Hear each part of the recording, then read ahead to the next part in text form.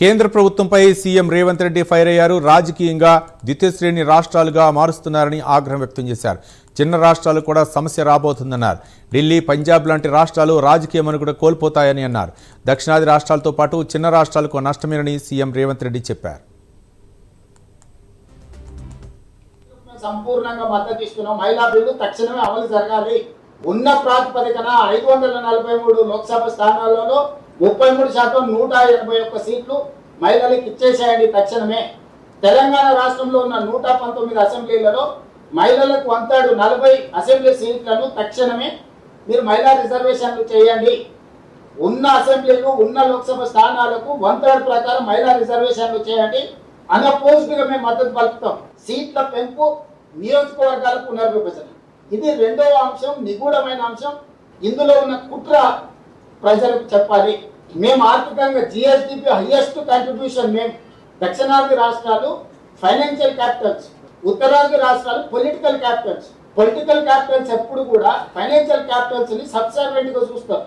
పన్నులు కట్టాలి, ఢిల్లీకి వెళ్ళి సలాం పెట్టాలి. మాకు ఎలాంటి అవకాశాలు, మాకు ఎలాంటి అధికారం లేకుండా చేయడానికి ఈరోజు కుట్ర జరుగుతుంది.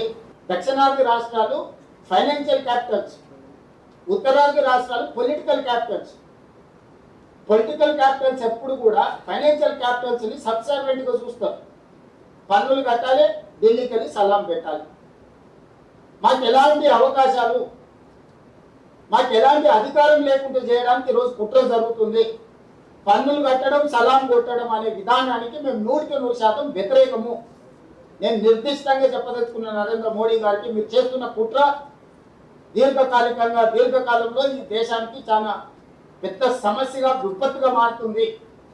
ఇది ఏమాత్రం మంచిది కాదు. కాబట్టి ఈరోజు మీరు అనొచ్చు, మీరు గుడ్డిగా వ్యతిరేకిస్తే మరి దీనికి పరిష్కారం ఏంటంటే, అందుకే హైబ్రిడ్ మోడల్ మేము ప్రపోజల్ చేయదలుచుకున్నాం. ఈ హైబ్రిడ్ మోడల్లో మీరు 272 సీట్లు మీరు పెంచాలని నిర్ణయించుకున్నారు కదా, అందులో 50%, 136 సీట్లు మీరు చెప్పుకుంటున్న ప్రోరేటా ప్రకారం ఇచ్చుకోండి. ఇంకొక 136 సీట్లు 50% ఉన్నాయి కదా, జిఎస్డిపి ప్రాతిపదికన దేశం యొక్క స్థూల ఆర్థిక ఉత్పత్తి ప్రాతిపదికన సీట్లను విభజించండి. అప్పుడు జనాభా నియంత్రణ చేసి దేశ ఆర్థిక వ్యవస్థకు ఆదాయాన్ని తెచ్చిపెట్టిన రాష్ట్రాలను మీరు గౌరవించినట్టు అవుతుంది. నువ్వు సీట్లు పెంచాలనుకుంటే ఏ ప్రాతిపదికన పెంచాలో మొదట అఖిలపక్షాన్ని విలువ. అసలు ఏ ప్రాతిపదికన సీట్లు పెంచాలి, ఎన్ని పెంచాలి?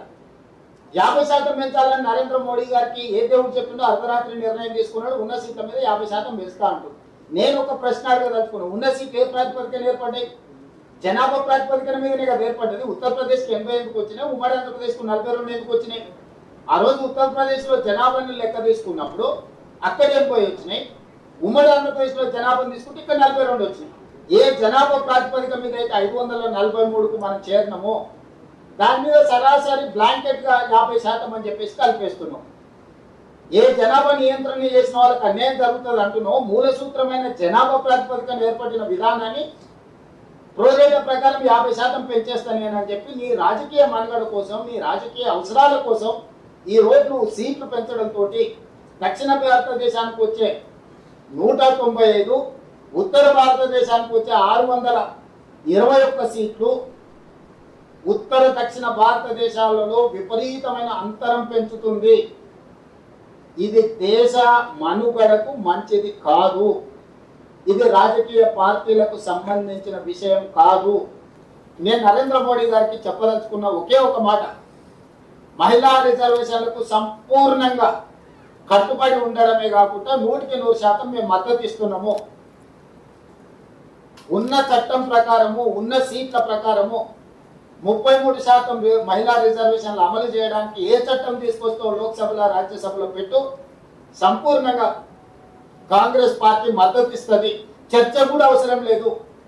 2026 సంవత్సరం తర్వాత సేకరించబోయే జనాభా ప్రాతిపదికన రిజర్వేషన్లు అనే ఒక్క అడ్డంకిని తొలగించుకుంటే 6 నెలల లోపలనే మహిళా రిజర్వేషన్లు అమలు చేయొచ్చు. కాబట్టి రేపటి 16, 17, 18 శాసనసభ పార్లమెంట్ సమావేశాలలో తక్షణమే మహిళా రిజర్వేషన్లు ఉన్న సీట్ల ప్రాతిపదికన 33% రిజర్వేషన్లను మహిళలకు అమలు చేసడానికి చట్టం తీసుకురా. మేము సంపూర్ణంగా మద్దతు ఇస్తాము. ఇది తెలంగాణ రాష్ట్ర ప్రభుత్వం తరఫునే కాకుండా కాంగ్రెస్ పార్టీ పక్షాన కూడా మన జరిగిన సిడబ్ల్యూసి సమావేశంలో కాంగ్రెస్ పార్టీ తీసుకున్న నిర్ణయం.